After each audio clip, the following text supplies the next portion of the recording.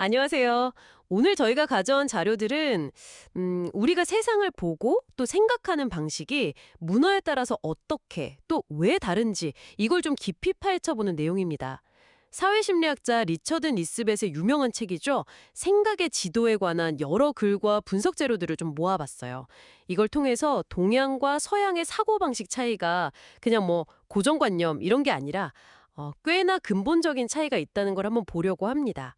단순히 다르네? 여기서 끝나는 게 아니라 왜 그런 차이가 생기는 건지 그 배경까지 이해하는 게 저희 목표입니다. 자, 그럼 바로 시작해 볼까요? 우선 이 자료들이 공통적으로 말하는 핵심 주장이 있어요.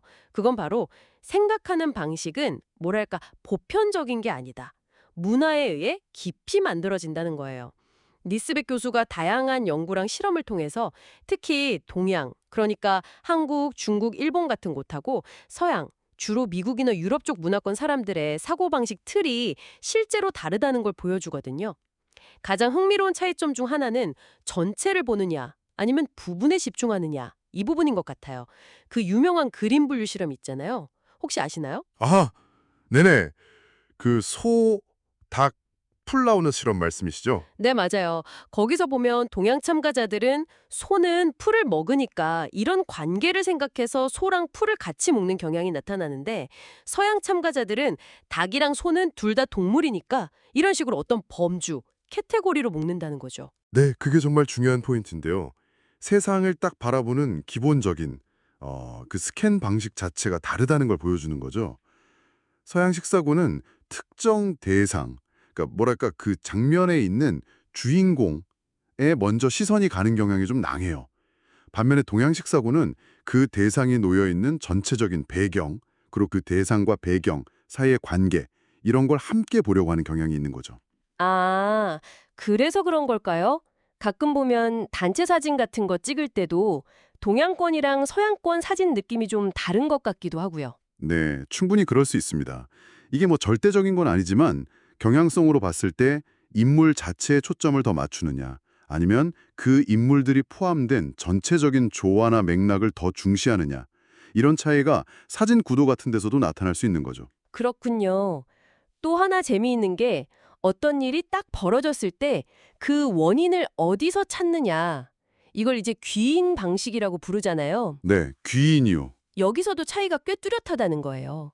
동양 쪽에서는 아유, 그 상황이 어쩔 수 없었어. 환경이 좀 안 좋았네. 이렇게 상황적인 요인을 중요하게 보는 경향이 좀 있는데 서양에서는 그 사람 성격이 원래 그래. 본성이 좀 이런 식으로 개인의 기질이나 본성 탓으로 돌리는 경향이 강하다는 거죠. 맞습니다. 이게 단순히 개인적인 탓하기 스타일의 차이를 넘어서 사회 시스템에도 영향을 미친다고 봐요. 예를 들어서 서양에서는 어떤 보편적인 규칙이나 원칙에 따른 정의를 중시하는 경향이 있으니까 문제가 생기면 법적인 해결을 선호하는 모습이 나타나죠. 아, 그래서 변호사가 많다는 분석도 나오는 거군요. 네, 그런 맥락에서 해석해 볼 수 있죠. 자료에 따르면 미국의 변호사 비율이 일본보다 훨씬 높다고 하는데 이것도 이런 사고방식 차이랑 연관지어 생각해 볼 수 있다는 분석이 있어요. 반면에 동양에서는 구체적인 상황이나 관계를 좀 더 고려해서 뭐랄까 중재를 하거나 좀 유연한 해결책을 차려는 경향이 상대적으로 더 보인다는 거고요. 음, 근데 그게 꼭 문화적인 사고방식 때문만일까요? 예를 들어 뭐 경제 구조라던가 다른 사회적인 요인들도 중요하게 작용하지 않을까요? 아, 물론입니다. 아주 중요한 지적이세요.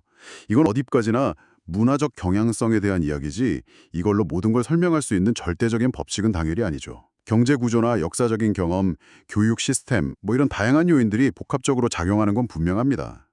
다만 이제 니스벳 교수의 주장은 이런 사고방식의 차이가 사회 현상을 이해하는 데 있어서 굉장히 중요한 열쇠 중 하나가 될 수 있다. 뭐 이런 관점인 거죠. 그렇군요. 또 주변 환경을 대하는 태도에서도 차이가 좀 보인다고 하죠. 동양 문화권에서는 환경과의 조화를 좀 더 추구하는 경향이 있고 서양 문화권에서는 환경을 통제하거나 변화시키려는 경향이 상대적으로 강하다는 분석도 있더라고요. 네. 그것도 앞서 말씀드린 전체와 관계 중심 사고, 그리고 개체와 속성 중심 사고의 연장선상에서 볼 수 있어요. 전체적인 맥락과 관계를 중시하다 보면 자연스럽게 조화를 추구하는 방향으로 가기 쉽고, 개별 대상의 속성을 분석하고 파악하는 데 집중하다 보면 그 대상을 통제하거나 바꾸려는 방향으로 이어지기 쉬울 수 있다는 거죠. 그리고 또 하나, 서양 사고가 형식 논리, 그러니까 A는 A고 B는 B다. 이런 명확한 논리를 중시한다면 동양 사고는 경험을 중시하고 때로는 모순처럼 보이는 상황도 받아들이면서 그 안에서 어떤 중도 혹은 조화를 찾으려는 경향? 이걸 변증법적 사고라고 부르기도 하는데요. 이런 경향이 있다는 분석도 상당히 흥미롭습니다. 아, 변진법적이요. 그게 그러니까 흑백 논리처럼 딱 나누기보다는 약간 회색지대랄까? 모순 속에서도 답을 찾으려는 그런 경향을 말씀하시는 거죠? 네, 정확합니다. 정과 반이 있으면 거기서 끝나는 게 아니라 그걸 종합해서 새로운 합을 찾아가려는 그런 사고방식이죠. 니스벳 교수는 이런 여러 차이들이 아주 오래전 고대 그리스의 토론 문화와 분석 철학, 그리고 동양의 농경 기반 공동체 문화와 관계 중심 철학, 예를 들면 유교나 도교 같은 것들, 이런 각기 다른 역사적, 사회적 배경에서부터 비롯되었다고 설명을 해요. 정말 뿌리가 깊네요.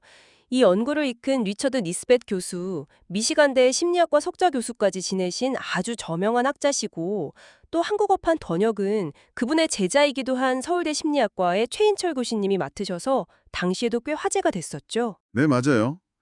2003년에 이 책, 생각의 주도가 처음 출간된 이후로 문화심리학 분야에서는 정말 큰 영향을 미쳤습니다. 기념비적인 연구라고 할 수 있죠. 심리학은 물론이고 교육이나 경영, 국제관계 같은 다른 분야에서도 문화 간의 차이를 이해하는데 아주 중요한 참고 자료로 지금까지도 많이 활용되고 있고요. 하지만 물론 비판적인 시각도 존재합니다. 너무 동양과 서양을 단순하게 딱 나눠서 본다거나 아니면 각 문화권 안에도 얼마나 다양한 사람들이 있는데 그런 다양성을 좀 간과한 거 아니냐 이런 지적들도 분명히 있어요. 그렇죠. 그런 부분도 균형 있게 봐야겠네요. 오늘 이렇게 자료들을 좀 살펴보니까 우리가 정말 당연하게 생각하는 이 생각하는 방식조차도 얼마나 문화의 영향을 깊이 받고 있는지 새삼 느끼게 되는 것 같습니다. 동양의 종합적 사고든 서양의 분석적 사고든 어느 한쪽이 뭐 더 우월하다 이런 개념이 아니라 그렇죠. 우열의 문제가 전혀 아니죠. 네, 각자 처한 환경에 더 잘 적응하고 생존하기 위해서 발달해온 서로 다른 방식의 지혜다. 이렇게 봐야 할 것 같아요. 맞습니다.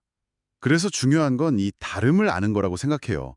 특히 요즘처럼 정말 다양한 문화적 배경을 가진 사람들이 만나고 교류하는 시대에는 서로의 생각의 지도가 좀 다를 수 있다는 걸 이해하는 것만으로도 불필요한 오해를 많이 줄일 수 있고요. 또 더 나은 소통이나 협력을 가능하게 하는 첫걸음이 볼 수 있겠죠. 그냥 저 사람 왜 저렇게 생각하지?가 아니라 저 사람은 나랑 세상을 보는 지도 자체가 좀 다를 수도 있겠구나. 이렇게 접근하는 거죠. 와, 정말 중요한 말씀이시네요. 생각의 지도가 다를 수 있다. 그렇다면 마지막으로 듣고 계신 여러분께 이런 질문을 한번 던져보고 싶습니다. 지금 여러분이 하고 있는 생각, 이게 과연 온전히 나의 것이라고 확신할 수 있을까요? 아니면 혹시 여러분이 속한 문화가 아주 오래전부터 그려온 그 지도 위를 나도 모르게 따라 걷고 있는 것은 아닐까요?